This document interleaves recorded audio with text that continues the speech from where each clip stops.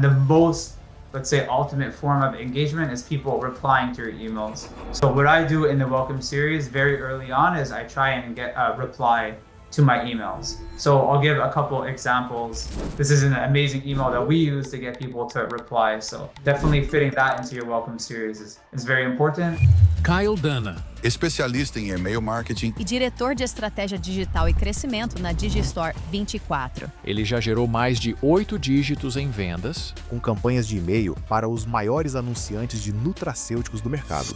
Another thing I know some really good marketers do is if you have an email campaign promoting your product that did amazing, maybe you can take that same angle, that copy, and even turn it into an ad, like a Facebook ad, a YouTube ad. So that's really another cool strategy. That's actually a very good tip. It's an awesome tip. There's two different ways that we do email marketing to have that back-end revenue dialed in and making a lot of money on the back end to really be profitable. There's mailing from your internal list. The second strategy it's called list duplication. What I would like to do is to ask your help to figure out how to build the internal list, and then after we go to the external list. The external list, there's no extra cost to acquire those customers. So everything that you make from the duplicate list, in my opinion, is just extra money in your pocket. Whether you want to buy a Rolex every month or you want to reinvest it back into the business, it's just extra monthly profit. One big thing I would really tell people to focus on, because I see even the best companies in the US don't do this well, is Fala pessoal, sejam bem-vindos aqui a mais um episódio do podcast Segredos da Escala, que é o podcast do VTurb. Se vocês não conhecem aqui, o VTurb é uma hospedagem de vídeo 100% focado em vídeo de vendas. Hoje em dia, os maiores players do Brasil usam o VTurb nos seus vídeos de vendas, como por exemplo o G4 Educação, o Novo Mercado, a Escola do Perpétuo lá do Misha, e também fora do Brasil, tá? Como por exemplo a Mind Valley, que é a maior infoprodutora do mundo. Eles faturam mais de 1,5 bilhões, tá? De reais por ano. Então, se eles confiam no VTurb, cara, eu acho que tu deveria confiar também e fazer um teste aí do VTurb na tua operação, tá? No teu vídeo de vendas. E é por isso que eu deixei um link onde tu vai ter 15% de desconto durante 2 meses. Aqui nos comentários, é só clicar ali, tá? Criar tua conta no VTurb, que já vai ser aplicado automaticamente esse desconto aí na tua conta. Isso é um incentivo aí para tu conseguir testar o VTurb, aplicar no teu negócio e aumentar as vendas do teu vídeo de vendas também, assim como os maiores players do mercado brasileiro estão fazendo, beleza? E além disso, tá? Quando tu criar tua conta, eu também vou te dar um treinamento chamado Otimizando o seu vídeo de vendas, para que tu consiga aplicar o teu vídeo de vendas aí e fazer ele vender muito mais do que ele vende hoje com as aulas que a gente tem ali. Mas além de te ajudar a aumentar a tua conversão com o VTurb, a gente também tem o podcast Segredos da Escala, onde eu te ajudo a aumentar a tua conversão de outras maneiras, trazendo conteúdo aqui de convidados extremamente qualificados, para que tu consiga pegar 1, 2, às vezes 3 dicas aí, se o podcast for bom, aplicar no teu negócio e escalar ele também. Então, cara, vê o podcast aí, espero que tu goste e valeu. So, Kyle, first of all, thank you so much, man, for being here. Am I pronouncing your name right? Is it Kyle, like this? Yeah, Kyle, yeah. Oh, okay. Somehow, even though 4 letters, so many people get it wrong, but you got it perfectly. Well, my name is 4 letters too, but people always get wrong, like 100% of the time. Yeah, only Brazilians can pronounce it. And yeah, so first of all, thank you so much, man, for being here at the Victor podcast. I really appreciate it. So the first question that I usually ask is just the same, which is, can you tell the audience here, for the few people that don't know you, I mean, probably in Brazil, people don't know you a lot, but for the people that don't know you, can you just tell us what you do, who you are, what's your specialty? And then from that, we can begin the podcast, please. Yeah, for sure. So most people know me for 2 different things. First off, I'm head of marketing at Digistore 24. So probably a lot of the Brazilians know Digistore 24, but it's one of the world's largest affiliate marketplaces in the world. Also a full service online sales platform. So we work both with vendors as well as thousands of different affiliates. So I'm the head of marketing there. And also for several years now, I've worked with a lot of the top offer owners, vendors, to help them make more money with email marketing. So definitely email marketing is the second main thing that people know me by. Again, working with all the different advertisers, mostly in the supplement kind of Nutra space, to help them make a lot more money from their email marketing. I got it. And how did you learn this email marketing thing? Well, why did you get started doing this? Yeah, it's an interesting story. Yeah. So I was working in a different industry before. It was in sports betting, online casino, online poker. It was the biggest ones in North America. And, was making the company millions and millions, but they weren't paying me any of that Yeah. money. They would give me like a free breakfast after we would generate like $30 million from one event. So I wanted to kind of change industries. I was also dating a girl on my team and we broke up, so that didn't go well. So I had to find another industry to work in. My old roommate was working for this guy who also owned an email company. He owned like an email list management company. Yeah. I went interviewed there. I didn't know anything about this industry, didn't know anything about kind of direct response style email. But yeah, I went there, wanted to take on a new opportunity. And then kind of the rest is history. From day one, I became very obsessed with email marketing. And there's so much to learn with email marketing. So that was probably maybe 6 years ago. Yeah.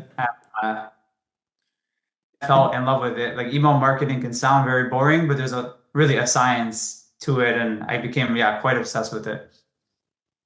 And why do people, I mean, there are lots of things you can do with email marketing, but for these kinds of people that you just told me about, these vendors that sell supplements, nutra products, this kind of stuff, they usually use this to increase the LTV of their clients, right? So to sell more products to the list. Is it okay?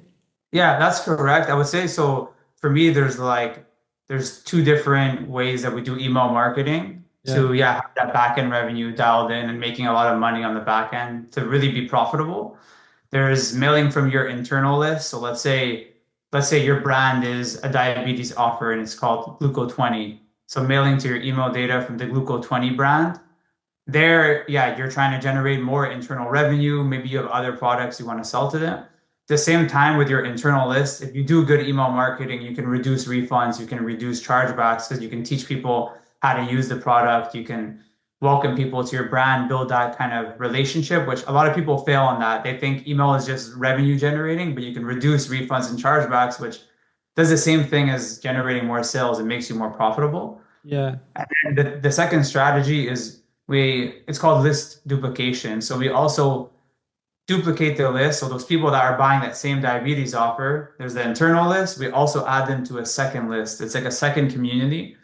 And there we get to know them, what are their problems, what other issues do they face in their life that we can maybe solve with different affiliate products.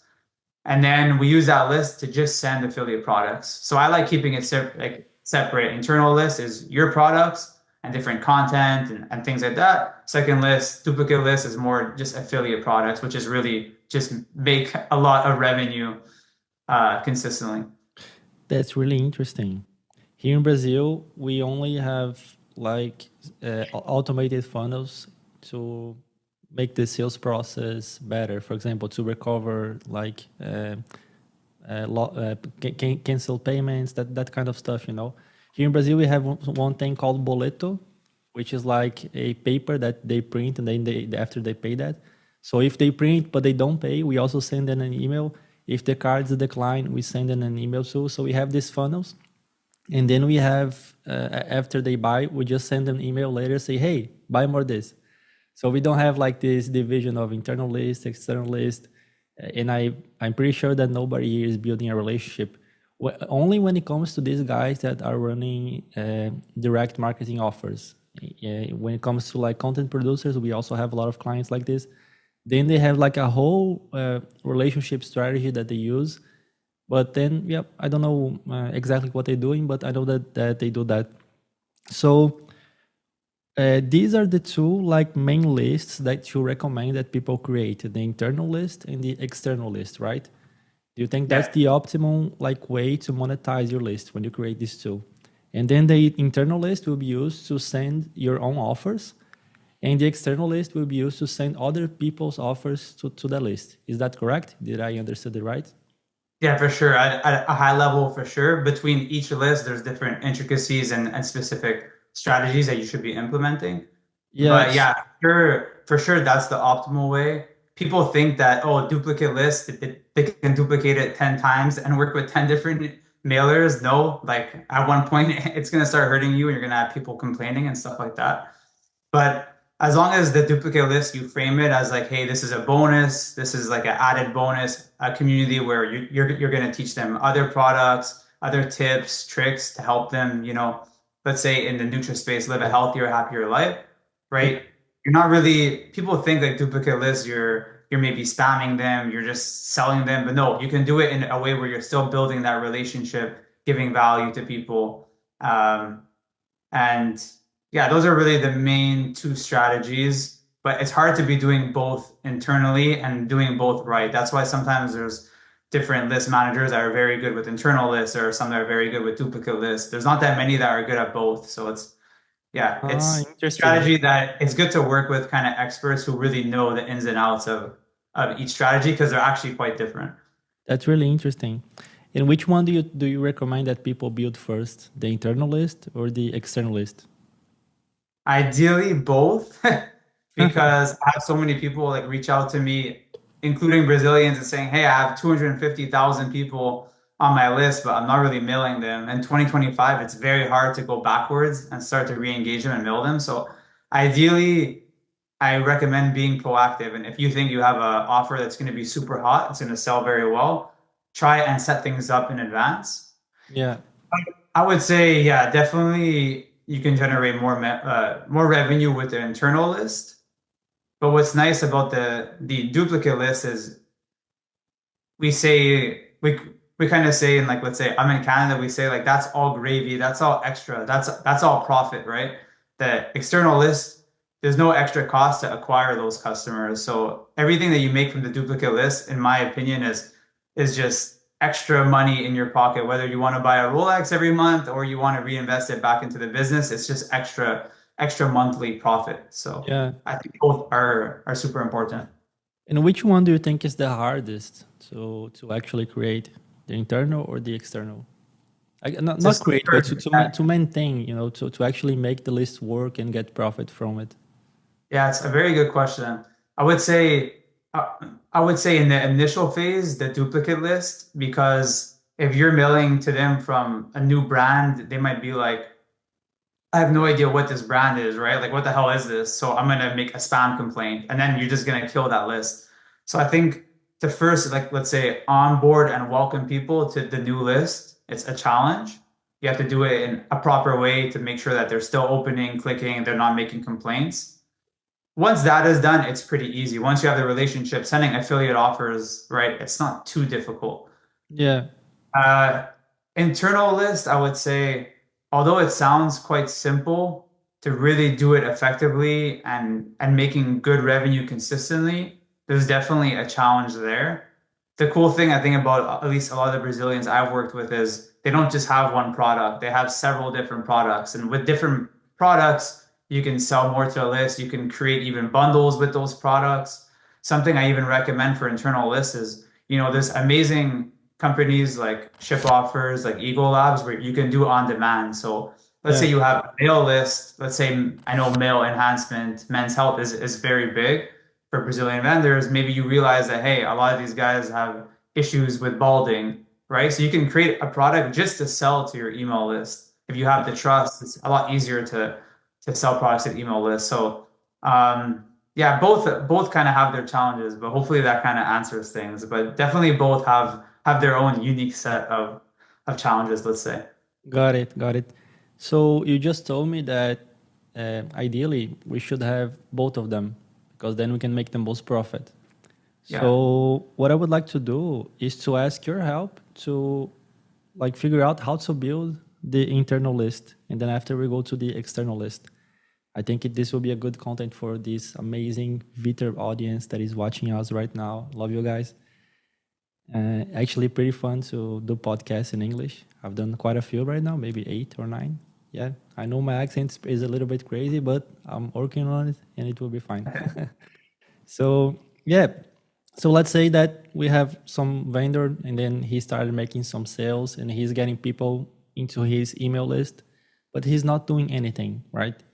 What do you think are the first very few emails that he should implement? What are the process that he should start to build in order to make a profit from this internal list? Yeah, I would say the first thing which you kind of mentioned earlier is automations. Yeah. So I wouldn't just focus on a couple of specific emails. I would really focus on automations because automations, right, it's going to save you a lot of work in the future. And if you can set up very good like automated sequences, just those sequences in itself can be very effective. So, you can have welcome series, which is when someone buys your product, they're going to go through a specific welcome series. If someone abandoned cart, you can have your own separate separate automated sequence for that, right? Yeah. If someone goes to your sales page or your order form and abandons, there's different sequences you can have there, which is like order form abandonment or browser abandonment. So, maybe your product is out of stock. You can have, a back in stock automation. So there's a lot of different automations. I would say that's what you should first focus on. Yeah. In terms of the welcome series, I think the biggest thing is like, don't try and go crazy selling in the welcome series. In my opinion, you have 365 days in the year to sell. So this first few emails, I would focus really on building the relationship, building the trust. And then you'll be able to sell to people a lot more effectively in the future. Yeah. But one big thing I would really tell people to focus on, because I see even the best companies in the US don't do this well, is in that welcome series, teach people how to use your product. So teach people how to properly use it to get the best benefit.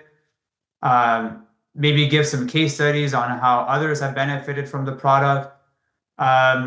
Because again, really the main goal in the business isn't to make revenue, it's to make profit, right? So if you can do these kinds of things to reduce refunds, to reduce chargebacks, to really teach these people how to use the product effectively, that's not only going to help reduce refunds, it's going to help them trust you more, and then they'll probably buy more of that product and buy more of your other products. So that's really where I would first put the focus on. Yeah. Because to me, selling via email, it's not that hard, but you really want to first build that relationship, build that trust before, selling them all your other products. Yeah, no, it makes completely sense. So for these automations that you just say, automations, I have to say with the proper accents, automations, I think it's better, right? So for this, here in Brazil, it's pretty easy to do them. Actually, most people, they have like these little templates that you can just plug and play. So you just integrate your email provider with your payment platform, like Hotmart here in Brazil. But people that are running in the United States are probably using the Digistore, so with you guys. And then that's it. And then the emails, they keep just going to the clients. And do you guys in the US, do you do the same, or does it change like from vendor to vendor? Is it more? Is it less? Because I think that once it's done, right? Once this structure is done, these emails, the time the email is going to be sent, the day, like maybe a big picture of the copy that is going into the email. I think it's pretty easy to just to apply these automations, right? Because you just plug and play and change the subject to your product, and then that's it, right? Or am I missing something? Yeah, no, it makes sense for sure. I would always make sure that you're optimizing those first emails, those emails part of the automations, because of course, so many people are getting those first few emails, right? Those are the emails that people are going to engage with the most. So like, let's say a welcome series versus just, a campaign you send during the week, right? The open rate might be 3 times what just some random email will be, right? Because they're fresh to the list, they're new, they're excited about your product. Yeah. But I would say there's no necessarily exact length in terms of the automations and how many emails. Abandoned cart, for example, I like to keep it shorter. Maybe it's 3 emails. Maybe you're also going to try and do SMS, which is getting big in the US, or even phone sales to retrieve those abandoned carts. Yeah. For the welcome series, I mean, I've seen people have 60-day welcome series. Oh my God. Of course, you're not necessarily emailing them every day for 60 days. Maybe sometimes there's 2-day break, 3-day break. But yeah, welcome series, I mean, you can maybe start with 7 days, but then you can keep adding on. That's usually how I like to work. So, okay, make sure you have certain emails that you need to have, like the first welcome email, but then keep adding on to that. Okay. and trying to see, maybe you send a campaign one day and it works really well. And I'm like, oh, you know what? Let me see how I can add that to the welcome series because it performed very well as a campaign. So that's kind of how I like to work is start with a few emails and then just keep adding on to it. Okay. So, okay, I have two questions. First of all, you say that the abandoned cart sequence is only 3 emails, right? Why do you like it to make it shorter than the others? Yeah, I like to keep it short. I mean, for me, after 3 attempts, if they didn't purchase the product, and as long as they saw the emails, to me, they're not that likely to purchase it.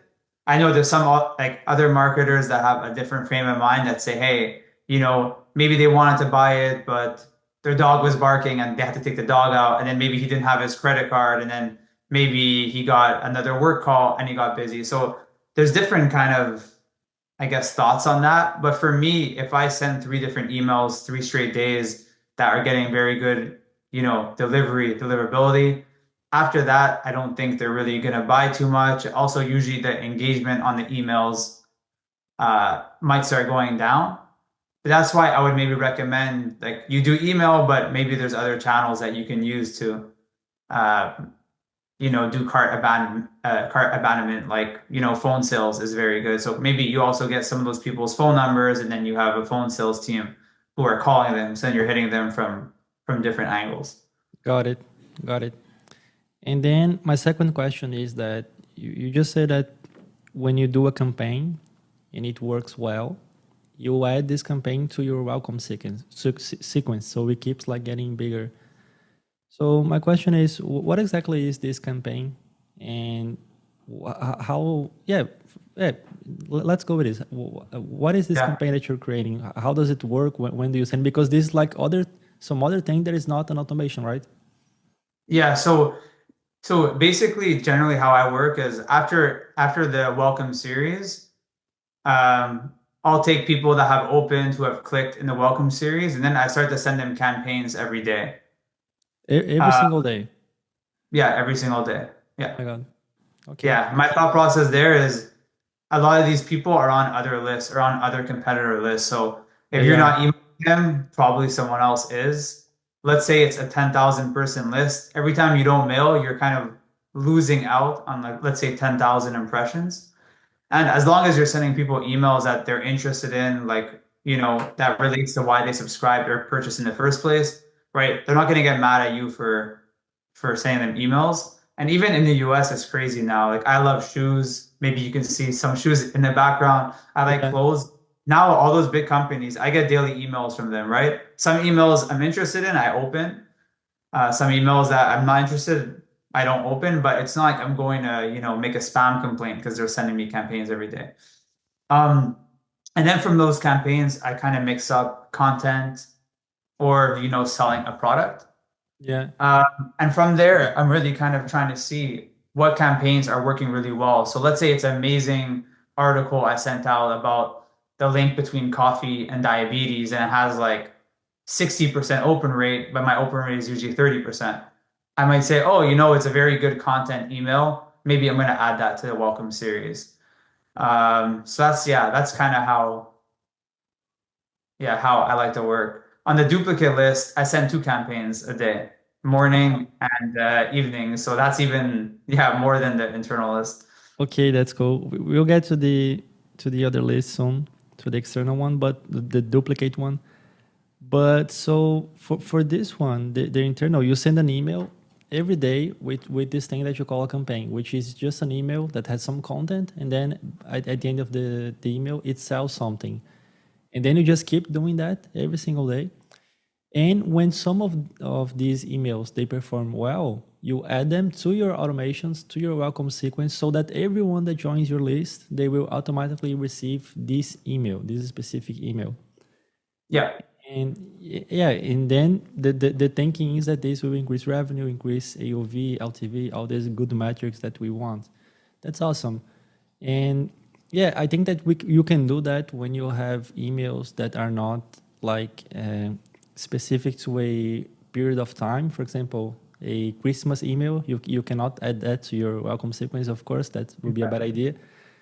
And so you have all these contents that you just like, you have all these contents that you grab their attention, then you create some copy, and then you transition to the offer.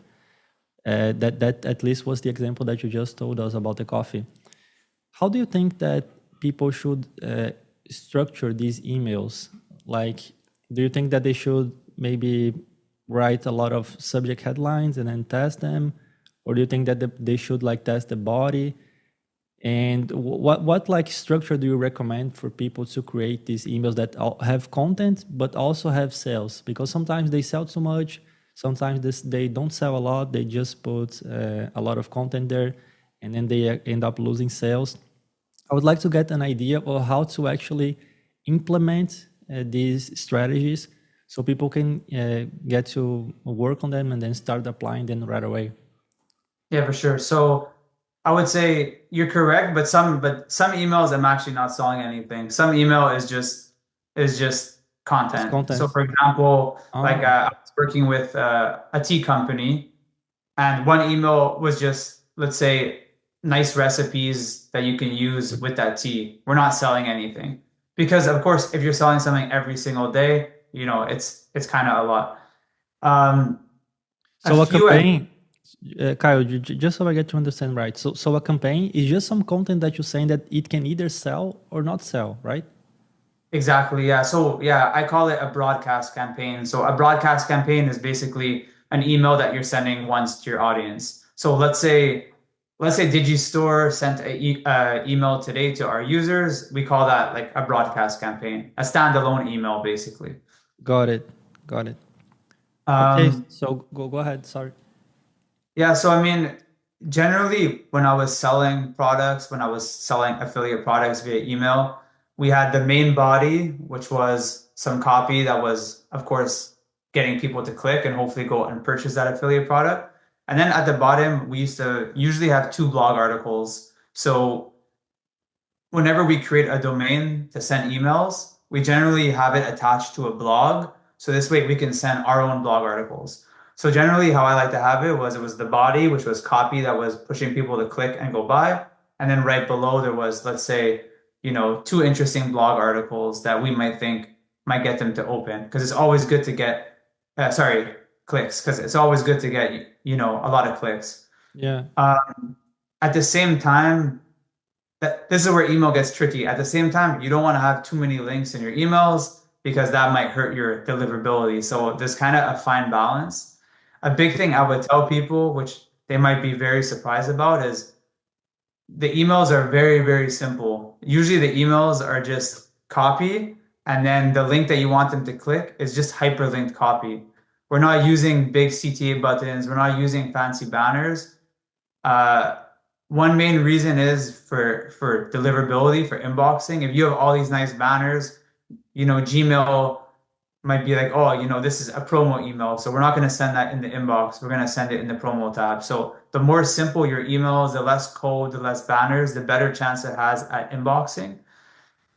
And in terms of older audiences, which usually the people buying, these different products is an older audience, what works for them is just clicking basically a hyperlink text. So that was a big shock for me. Like, I came from other industries where like we made the emails beautiful, these nice fancy banners, these buttons. Then the first I went to the old email company I used to work for, I was like, what the hell is it?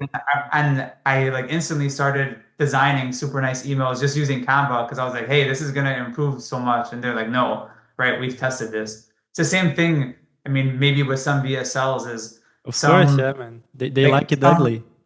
Yeah, like some like very simple VSLs are working well, and then some vendors will be like, oh, I'm gonna go spend $50,000 to make amazing production, and the original VSL works better. So it's the same thing. I mean, at the end of the day, but usually simple emails work very well. And in terms of analyzing, I like to look at the open rate. So let's say the subject line, the open rate. I like looking at the email body separate. So seeing how well the email body is doing at generating clicks. And then I look at kind of both together. So this is a bit sophisticated, but we had created our own software where we were like essentially assigning points of importance. So like the subject line was worth, let's say, 1 point. The body was worth 2 points. Revenue was worth 3 points. So we basically created some crazy calculation where it analyzed all these different aspects and then looked at each creative as a whole and said, okay, this is like A plus, this is B minus. But at the end of the day, I would really, be looking at a lot of different metrics. But to me, like to make it simple for users, I would look at an email campaign and just look at revenue versus average revenue. So you can look at 100 different metrics, but if that email campaign, generated a lot more revenue than your average campaign, to me, that's a winner, right? So there's so many things you can look at, but to me, I like using average revenue as kind of my benchmark. If you're, just starting out and like you want to keep it very simple. Yeah, awesome. Pessoal, antes de seguir com o episódio aqui de Segredos da Escala, dá uma olhada nisso aí que vai aparecer na tela. Isso significa que 58% de vocês aí que assistem esse canal ainda não são inscritos. Esse número já foi bem maior, então eu fico feliz, tá, que a gente está progredindo. Porém, a nossa meta é chegar em apenas 50%. Então, se tu gosta do podcast, tu quer apoiar a gente de alguma forma, cara, clica aqui embaixo e se inscreve. Isso ajuda a gente bastante, porque o nosso conteúdo ele consegue entregar para mais pessoas, a gente consegue crescer como canal, e aí eu consigo trazer o convidado que tu quer que eu traga e fazer as perguntas que tu quer que eu faça. Então, clica aqui embaixo e se inscreve no canal do VTurb, beleza? Obrigadão. And how do you think it should be the share of content to the share of actual sales in your email marketing process? Because you cannot sell every day, right? So you actually have to add some content on it. So how do you work? Like 50-50, have content, have sales, or how do you do? Yeah, I think for internal, something like that probably makes sense. My main expertise is duplicate list. So duplicate list, we were probably selling like 90% of the time. Sometimes we would mix content in. So like I said, having blog articles at the bottom of the email. Or sometimes we would have a subject line that is very exciting, but that's actually referencing the blog article. So the beginning of the email, there'd be a link to the blog article, and then below it, we would sell. So I would say the duplicate list, 90% of the time we were selling. It was maybe 1 out of 10 emails was just content.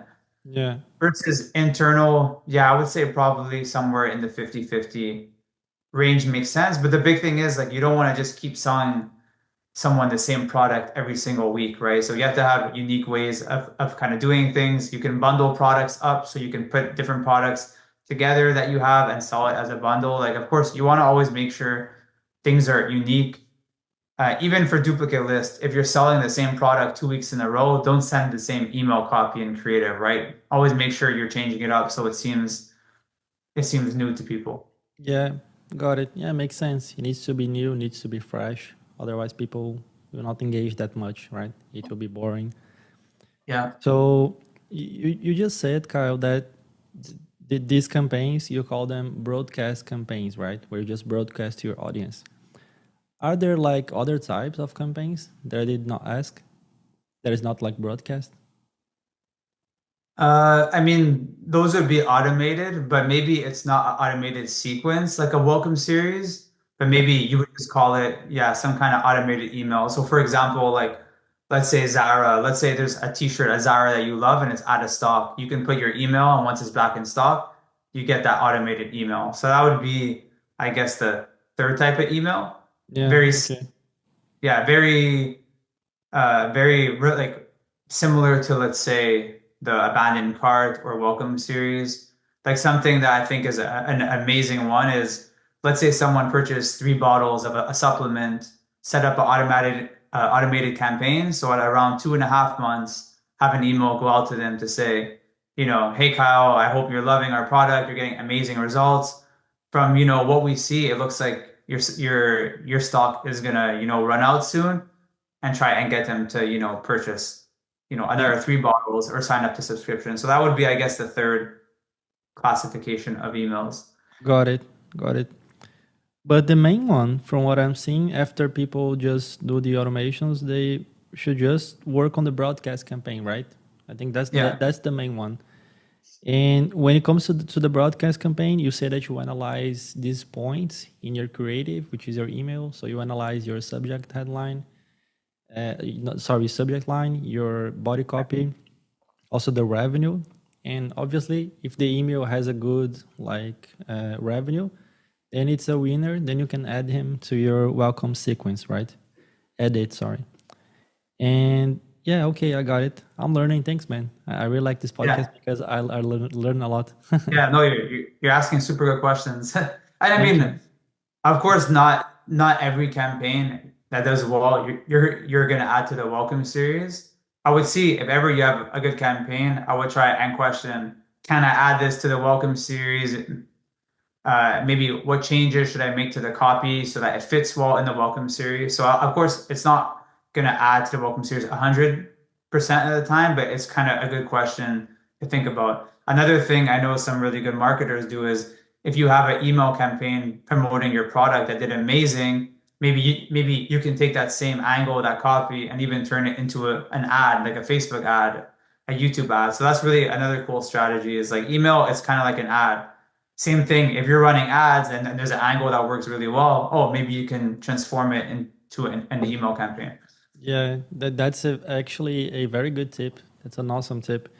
If you're not doing that, man, that's a really good thing, that really nice action to do, to implement in your company. Because then you can, stop spending money with creatives. I mean, you still test your creatives, but it's better to not spend it, right? And then you can just send an email to your email list and see what content engages, and then you can create leads out of it. You can create ads. You can create pretty much anything that you want. So that's awesome. And yeah, so when someone is going to apply when someone's applying the automations, I think they'll be fine. I think that's not like a very hard content for them to do. When it comes to the campaigns, I think people already got the high level vision of it, how to analyze it too. I have just two last questions when it comes to this internal list. So the first one is, what tip do you have for people that want to get really good at email copy? How should they structure the email, the subject line? Is there like a swipe file for emails that people can go to, or how do you see this?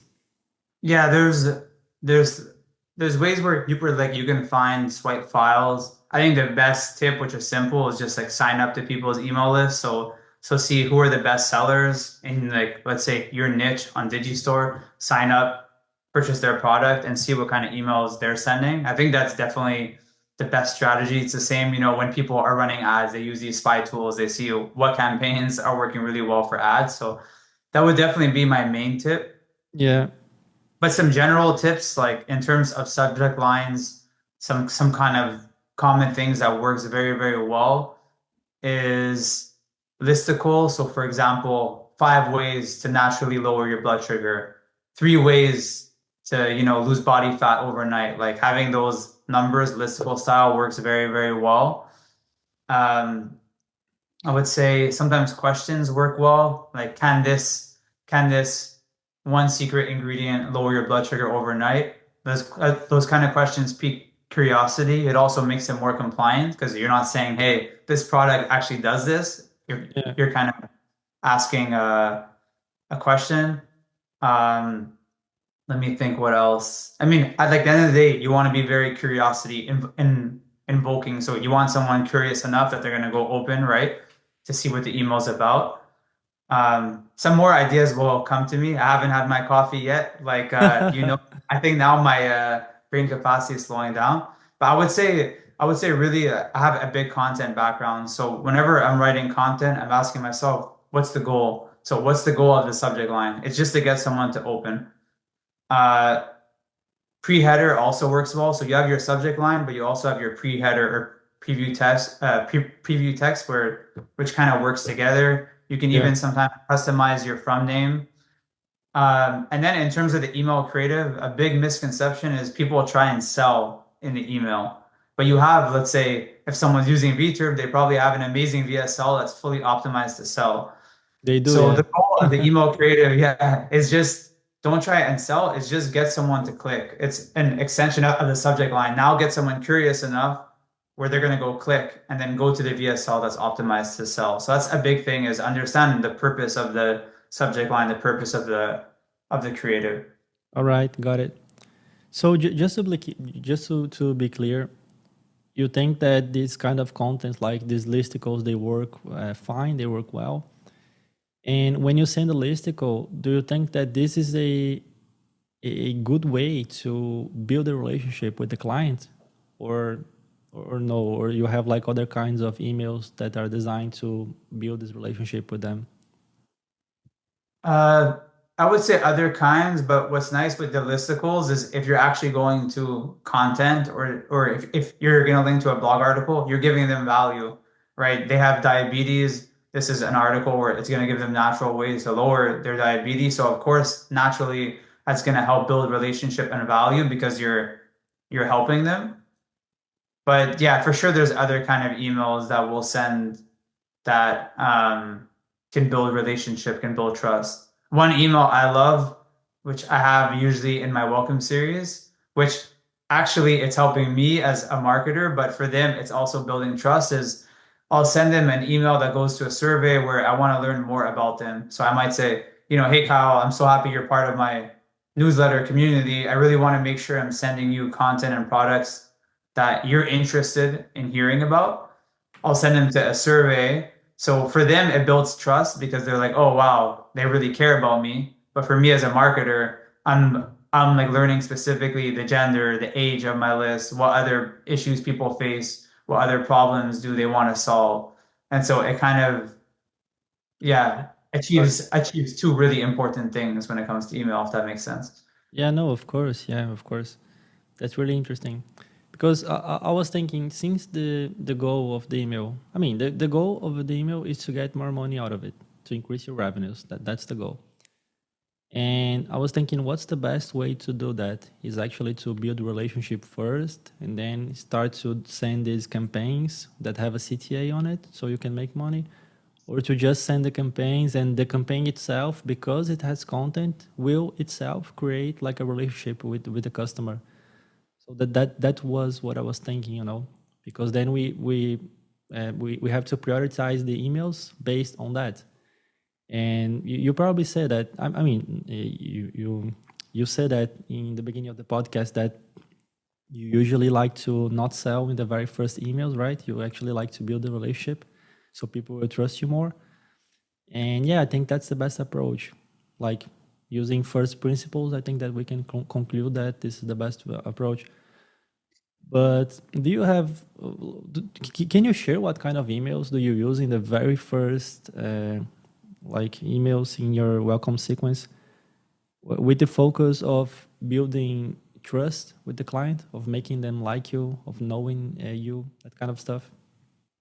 Yeah, for sure. One thing I just want to add first is, even if you're, let's say, doing content emails, I like to create my own blogs. So let's say you're linking people back to your blogs, then you can sell in your blogs, right? You can create banners that are kind of like native ads, or you can hyperlink certain copy in the blog articles, or put banners within the blog articles that actually go to certain products that you're selling. So there's always a way where you can still be selling.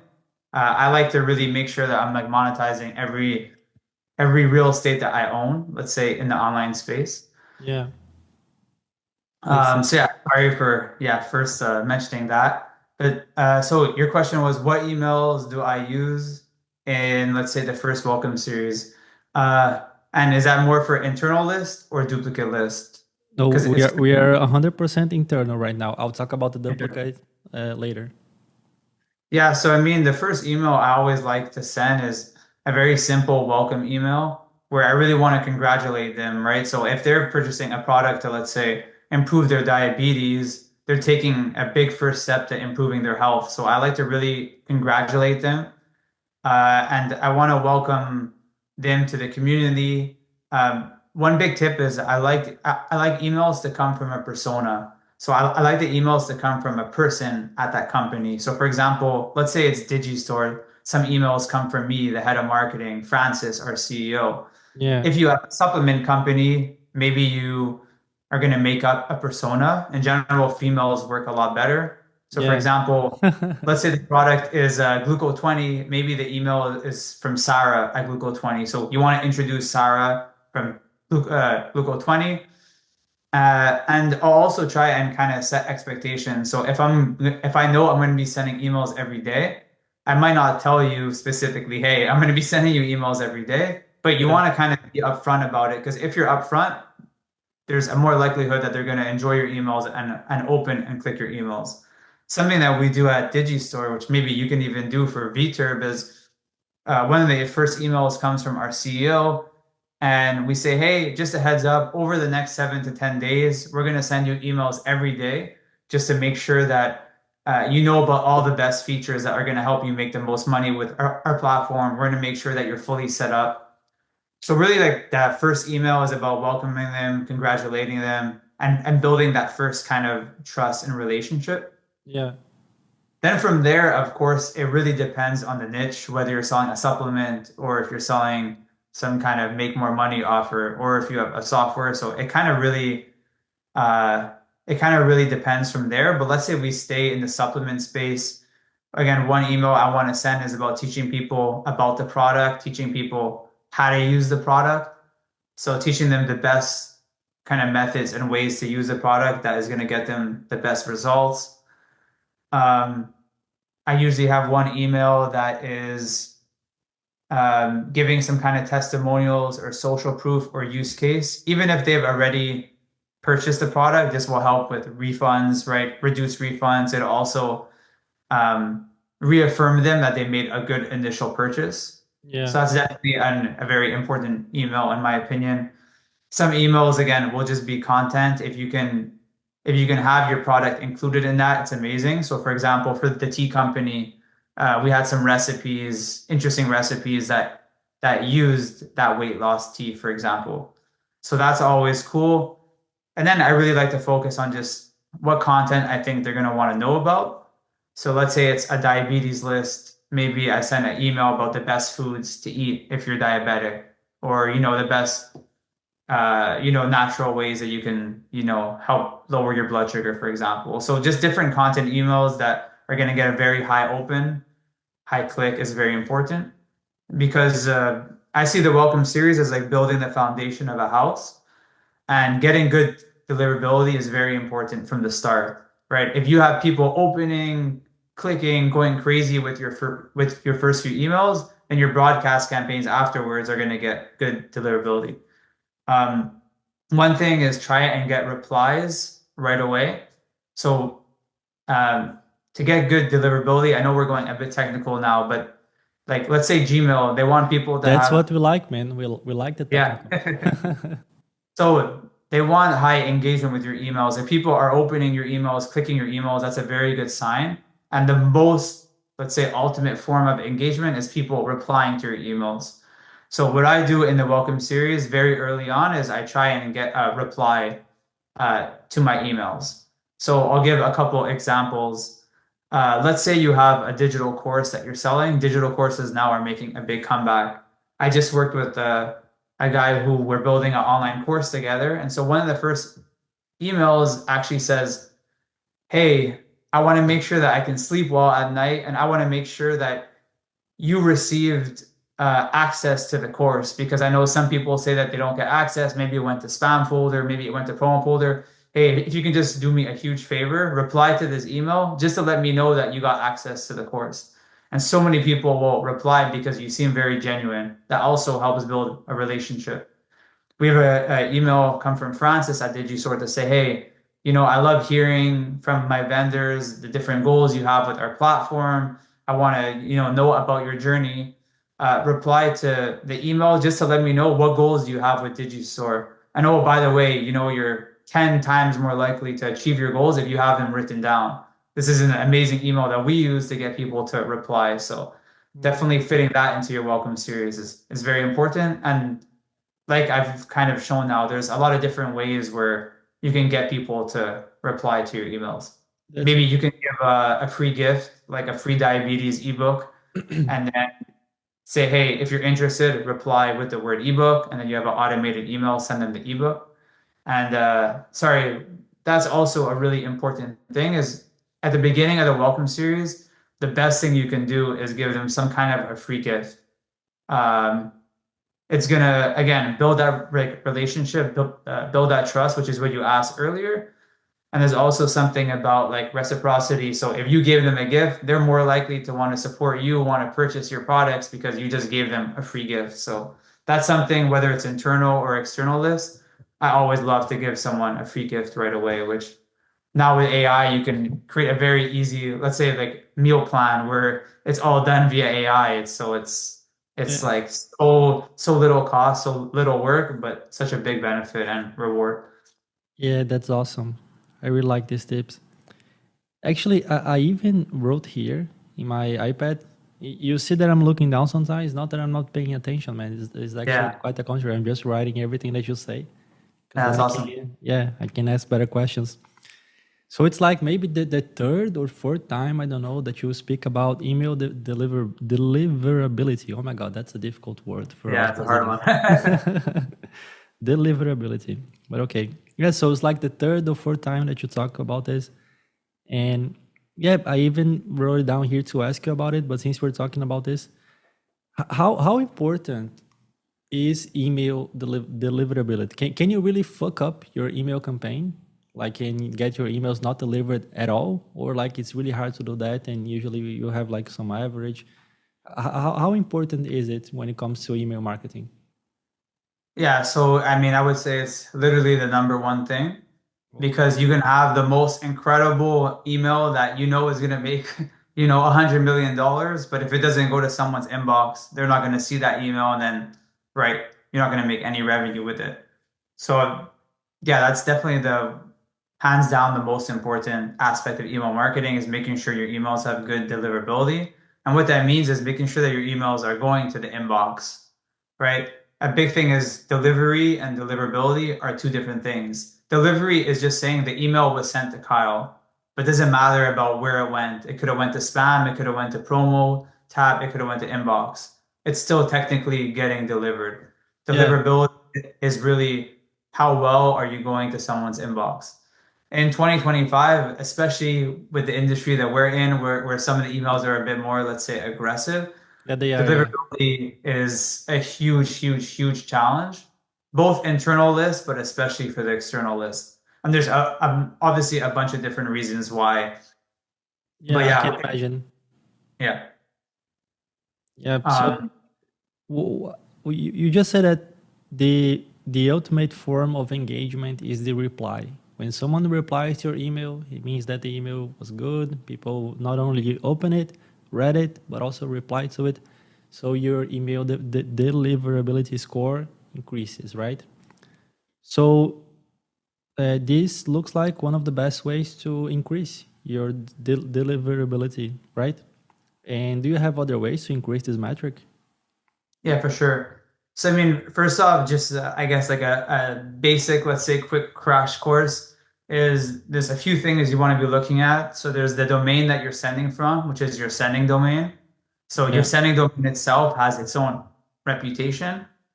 Then you're using IPs to send. So you can be using a email platform that has shared IPs where you're using the same IP pool as other mailers. I always do dedicated IPs. So let's say I'm sending to the diabetes list we've been using as an example. I might have one or two dedicated IPs that has its own reputation. So you're really making sure that those have good reputations. That'll help deliverability. Some general tips is first and foremost, segmenting is very important. So you're never sending to the full list of people that you have. You're always sending to, let's say, 30-day openers or 60-day openers or 60-day clickers, 90-day clickers. You always want to do segmenting. And the way that I choose my segments is by engagements. So let's say my benchmark is usually I strive for 30% open rate or higher for the broadcast campaigns. If I'm getting that on average by using 60-day openers, that's my default segment. That's the main segment I'm going to use. Of course, every now and then you might use a bigger segment to cast more, let's say, fish it into your fishing net kind of thing. Yeah. You might do a tighter segment like 14-day openers that's going to get really high open rate and engagement. But you want to find out what's your segment that's going to get you, let's say, 35% open rate. Have that become your main segment. Okay. And then from there, I would say, yeah, I'm always looking at engagement. So I'm always looking at trying to get high open rates, high click rates, replies, things like that. And a super big, this is kind of a more sophisticated kind of technique that even some of the biggest mailers don't use. But when you're looking at your stats, your data, your analytics, look at it broken down by ISP. So ISP is like Gmail, Yahoo, Hotmail. So let's say we were talking right now in front of the audience in person, and I said, hey, is 40% a good open rate? Probably everyone would put up their hand and say yes. But if I then go behind the curtain and I see, oh, Hotmail's actually 50%, Verizon's 49%, Comcast is 53%, Gmail's 23% open rate. Oh, Gmail isn't getting as good deliverability as the other ones because it's sending the same email, the same content. So the open rate should be similar across all of them. So if Gmail is here, that means that, oh, Gmail isn't doing that well. If I could improve inboxing deliverability for Gmail, I can have way more opens, way more clicks, way more revenue. That's really interesting. That's really cool. Yeah. And then basically what you do there for Gmail is you're going to do very tight segments for a few days. So let's say send to 7-day openers every day. Your open rate is going to start to go back up, then go from 7-day to 10-day, 10-day to 14-day, 14-day to 21-day. All of a sudden you're back at, let's say, your 60-day opener segment. So again, it's really all about engagement, if that makes sense, which is open rate, click rate, things like that. Got it. So if your email deliverability is bad, so you just start to send emails to a more engaged audience. So you get better metrics. Then the email provider will think, oh, this guy is fine. Look, people are opening his emails and everything. So they will deliver more email, and then you can increase like your target list, and then you can keep doing that. You're always managing the engagement because you always have to keep the engagement high. If the engagement drops, even the email deliverability will go down too, and then that's bad. Your emails will not get delivered. Yeah, and then sorry, just a big thing with deliverability is the actual copy, the content. So like I said, like you don't want to have tons of links, tons of extra code in your emails, tons of banners and stuff like that. But the copy itself has a huge effect on deliverability. So, I work with, some vendors that have men's health products, right? Of course, you have the subject line where you're mentioning, certain things around that. You have to be very creative with the copy. If you're sending an affiliate offer, like you don't want to send the exact creative that they provide you. Other mailers have probably sent it, and these ISPs, they do something called fingerprinting. So let's say you've never sent that offer, that copy before, but other people have, and their audiences have complained about it. If you send the same creative with the same link, it's going to go to spam because Gmail says, hey, I know that offer, I know that creative, I don't want to have that delivered. So really, you want to be looking at the copy and making sure that, the copy is, let's say, clean. There's different tools that you can use. Let's say one's called Glock apps. And you can actually put the copy through their tool, and it can give some kind of an indication of, hey, I think this will go to the inbox, or hey, there's certain words in here, right? Like whether it's men's health words, or if you're sending a promotion saying so much about sales and promotion and discount and all that kind of stuff, where they're going to be like, oh, this is a promotion, sending it to the promo tab. So copy is a huge indication. Even if your sending domain reputation is high, your IP reputation is high, but you send some crazy men's health creative that's talking about, I don't want to swear on the on this, but that's don't worry, man. You can do whatever you want. If you feel but it's talking about like a raging erection and Viagra and sex and like stuff like that. Of course, it's going to go to the spam folder. So you have to be very creative with the copy, and that should be one of your big focuses outside of, engagement and the segmenting and things like that. Do you have a benchmark for people at home? Opa, desculpa interromper aqui o teu podcast, tá? Eu só queria te dar uma mensagem aqui super rápida. Cara, se tu tem um vídeo de vendas, então tu precisa hospedar esse vídeo aqui no VTurb. O VTurb é não só a melhor hospedagem de vídeo de vendas do Brasil, mas também do mundo inteiro, e ele vai, sem dúvida alguma, aumentar a tua conversão. Então tem um link, tá, aqui embaixo nos comentários aqui, e aí tu pode ir ali, clicar ali e já criar tua conta do VTurb. Tu vai receber daí um treinamento pra tu fazer isso, e tu vai poder aumentar a conversão do teu vídeo de vendas ainda hoje, tá, pessoal? Então, cara, clica aqui embaixo, faça tua conta no VTurb e te espero lá. Valeu e bom podcast. Like you just said, hey, Gmail is delivering only at 20%, so it's bad. These guys are at 50, so it's good. Is it like this? Like 20 is bad, 50 is good? Or like the good ones go even higher, maybe 80 or 90% deliverability? So here it gets a bit technical, but in terms of like reputation, that's one thing you can be looking at. So for example, Gmail, they'll say, hey, your reputation is high. So of course I always want to be high, especially with Gmail. Gmail's a big portion of the list. In terms of your actual inbox placement, like you just asked, so let's say, is your inboxing 50% or is it higher or lower? That's a bit harder to see. There's different tools that you can use, but it's kind of different per ISP. So like Gmail has Google Postmaster, so you can kind of go there and try and see how you're doing. But to be honest, me, myself, I'm really looking at kind of engagement and stuff like that, because if I'm working with several different lists, that's kind of a lot of work to be doing. So for me, as long as my open rates are as high as I want them to be, which I have benchmarks for, then I'm pretty happy, if that makes sense. Yeah, of course. But man. it depends. If you have one list, of course, you can be like obsessed about every single metric and like everything. But if you're, a big Brazilian vendor who has 12 different lists and then he's launching another 3 this year, it's a lot of work. But that's why I always recommend like hiring someone who is expert in email, because as you're seeing here, there's like so many moving parts. There's so many things you have to be looking at, working on, optimizing. Yeah, okay.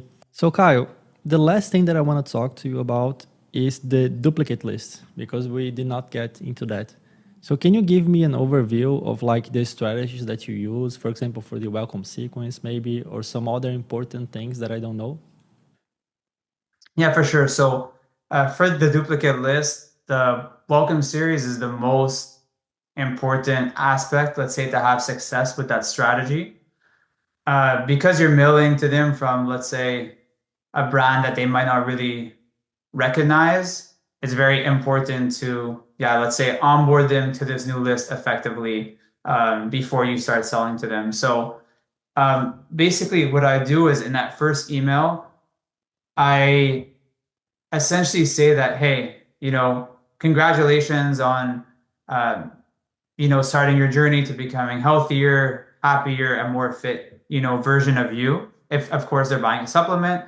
And then I say, I usually don't mention your product name because I don't want it to affect your main list, but I say, hey, as a bonus for purchasing a diabetes product on Digistore, you're now also added to this community. I give the name of the community. So maybe it's called Diabetes News Today Community.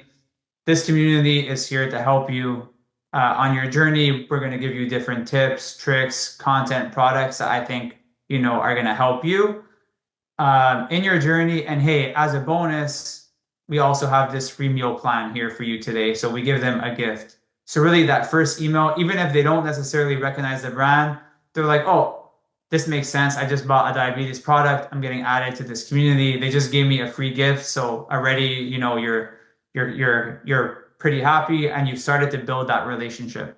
Yeah. Then from there, so I usually use a pretty short welcome series here. It's usually around 5 emails. Then the rest of my welcome series is really around amazing content. So from sending so many different past campaigns and emails, I'm going to select the emails that perform the best. And so I'm going to send some different emails that go back to my blog around content that I think is most interesting for them. So using the diabetes examples, the best foods that they should eat, maybe some interesting workouts or different natural ways to lower their blood sugar. So again, even if they didn't necessarily directly subscribe to this list, I'm sending them very valuable content that they're going to want to know about. Yeah. And then the last email of the welcome series, I asked them a survey. So the subject line I think I used to use was 30 seconds of your time equals free gift. And basically, I told them that, hey, I want to make sure that we're serving you with, and customizing our emails to exactly what you want. Please take 30 seconds to fill out this short survey. The survey asks them, hey, what's your gender? What's your age? Which of the following is interesting to you? So we have multi-choice answer. Hey, do you have any other problems that you face, or other illnesses or other diseases? So all of a sudden we might know that they also have vision issues. They also have memory issues, right? So this is a gold mine for me as a marketer, because I'm going to be sending affiliate products. Yeah. And then in terms of the free gift after they fill out the survey, it's actually a way to monetize. We send them to, let's say, a free plus shipping affiliate offer. So I'm actually making some sales there. And in that welcome series, it's all about building trust and then getting people to open, getting people to click, getting good engagement. And the biggest thing with the duplicate list is you want to make sure people aren't complaining. If they make tons of spam complaints, so you have to be below 0.3%. That's a benchmark. So that's the biggest thing, is also making sure that people don't complain in those first few emails. And then anyone who clicked in that first welcome series, I'm going to start with broadcast campaigns. So I start with one campaign a day, which is in the morning. And then eventually, once my list starts to get bigger, I start sending 2 campaigns, one in the morning, one at night. The night is always a tighter segment. So let's say 14-day openers. The morning might be 60-day openers. And then from there, it's pretty simple. I know why they signed up, right? Of course, it's diabetes. So of course, diabetes, their pain is going to be interesting to them. But I also sent them a survey where I learned, they have vision issues, or they have joint issues. So all of a sudden now I know what other products to basically send to them. And then I'm essentially sending daily campaigns, mixing content, mixing offers. And so high level, the strategy is very simple, but to actually do it well, make sure people aren't complaining, that's kind of the challenge. Yeah. And so part of that too is you want to make sure that the domain that you send from is very related to what they purchase. So for example, if it's a diabetes product, I'll create a diabetes domain and blog. If it's men's health, maybe I'll go purchase the blog menshealthnewstoday.com, right? So everything is kind of related to what they purchase. So even if they miss that first email, they're like, I purchased a men's health product. Maybe I'm receiving an email, right? Yeah. In extension to that product. Yeah, it makes completely sense. Go ahead. And then just one last thing I want to say was just in terms of sending times, what I try and do is just picking a time where I think people are, let's say, checking their emails or on their phone. So of course you might have people on your list from around the world and it gets a bit challenging, but really my goal is to send emails where maybe that person's on their phone before work or before school. So 8 a.m. or for example, 5:30 or 6 p.m. is kind of good times because people are usually checking their phones, they're checking their emails. So I really try and optimize kind of the send times for those campaigns after the welcome series. That's awesome. Thank you so much, man, for all this detailed information. Very valuable for us. And so I think I'll end the podcast now. I would like just to thank you for being here, for giving us a little bit of your time. And for the people that want to learn more about email marketing, maybe get your help to do this and increase their revenues, how can they contact you? Yeah, so Instagram works well. I know we'll probably put the details somewhere in the comments or the show notes, but it's very simple. It's the Kyle Dana, so THE, and then my first and last name, KYLEDANA. Also, direct response. We're very old school. We use Skype. So my Skype is very simple. It's my first and last name, KYLEDANA. If you search me, you'll see Kyle Dana Digistore 24. You'll see me there on Skype. So those are probably the 2 main ways. And just mention that, you saw me on the VTuber podcast and just give kind of a short intro rather than just adding me and saying hi, because I get spammed every day. So just give a little bit of background in terms of who you are and kind of what you're looking for. Because with Digistore, there's so many people who know me from Digistore and they'll just say, hi, I need help or something. And it's right, I can't help thousands of people. Yeah, of course. And if you want to know more about Digistore, there will be the link also in the description. The logo will appear here on the screen too. If you're not a client yet, maybe you should consider become an affiliate, maybe something, I don't know. Man, that's it. I would like to give you like some space for you to maybe get say a last message to the audience if you want. You can talk about anything that you want. You can wish them a good day. You can tell them to fuck themselves or whatever you want. Yeah, it's up to you, man. You have this free space here. So yeah, just send them a message. Yeah, for sure. I mean, first off, thank you so much for having me. I've heard great things about you, about VTurb. So it's really great to be part of this, and just seeing the Brazilian wave continue to just get bigger and bigger is like honestly, it's so crazy to see, and very, very impressive. And all the Brazilians I've worked with so far are like such incredible partners. So yeah, if you are a vendor, especially selling some kind of health product, a supplement, definitely email marketing should be like a gold mine for you.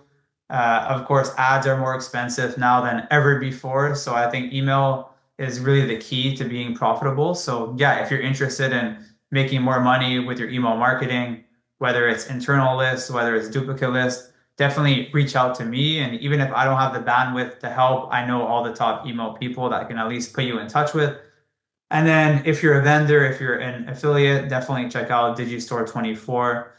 We have some of the highest conversions in the industry. So if you're a vendor, we can not only help you improve your conversions, but we work with some of the biggest super affiliates that can help you get more traffic, get more sales. And if you're an affiliate, we have thousands of very high converting products from pretty much every different niche you can think of. So yeah, just don't be shy, whether it's relating to Digistore or email marketing, please reach out to me. I love speaking with other people in the industry. And even if it's just for some help, I'm always happy to provide my kind of help and guidance whenever I can. Awesome. This was another Vita podcast, and I see you guys soon.